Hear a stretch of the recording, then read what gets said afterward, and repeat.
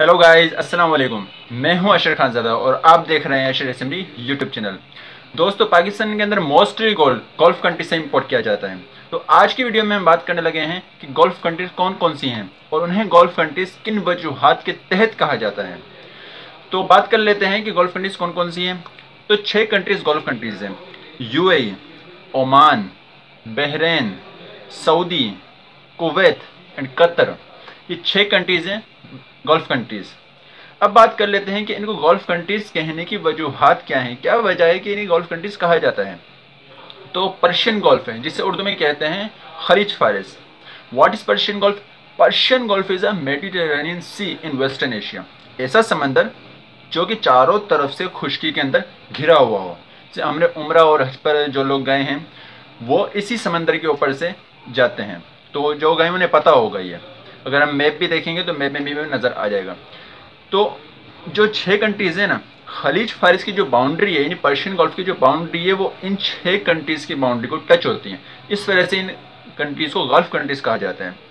लेकिन ये जो वजह है ना, ये अप्रोप्रिएट नहीं है। क्यों?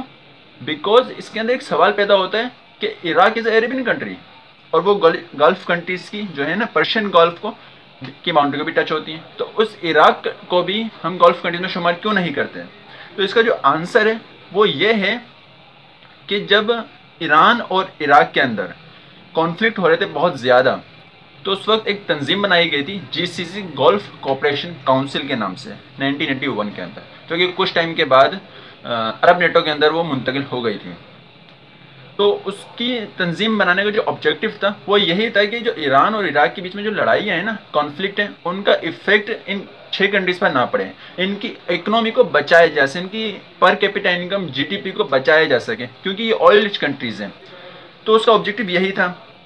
तो जब वो बनी तो ये 6 कंट्रीज उस कंपेन का, उस तंजीम का मेंबर बनी, मगर इराक को मेंबर नहीं बनाया गया। वजह ये थी कि पॉलिटिकल इशू से इराक के अंदर बहुत ज़्यादा पॉलिटिकल इशू थे, इसी वजह से उस इराक को फिर सेपरेट ही रखा गया।